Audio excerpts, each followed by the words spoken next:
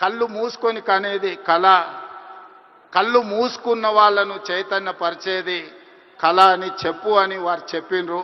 So వారి బాలకృష్ణ గారి తరఫున మీకు అందరికీ చెప్తున్నా, ఖచ్చితంగా ఈ కళా చైతన్యమే ఈరోజు తెలంగాణ రాష్ట్రాన్ని అభివృద్ధి పదం వైపు నడిపించిన, ఎంతో మందిని ఈరోజు విప్లవాల వైపు నడిపించిన గద్దరన్న ఈరోజు అభివృద్ధి పదం వైపు నడిపించడానికి కూడా మనస్ఫూర్తిగా ఉండాలి.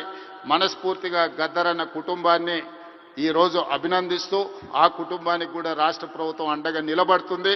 చివరగా ఒక విజ్ఞప్తి మా ఉప ముఖ్యమంత్రి గారికి, హైదరాబాద్ పిల్లోడు రాహుల్ సిప్లీగంజ్ ఓల్డ్ సిటీ నుంచి అద్భుతంగా ఆస్కార్ అవార్డు వరకు రాణించారు. ఈ వేదిక మీద మా బట్టన్న ఏమి ఇచ్చినట్టు లేడు.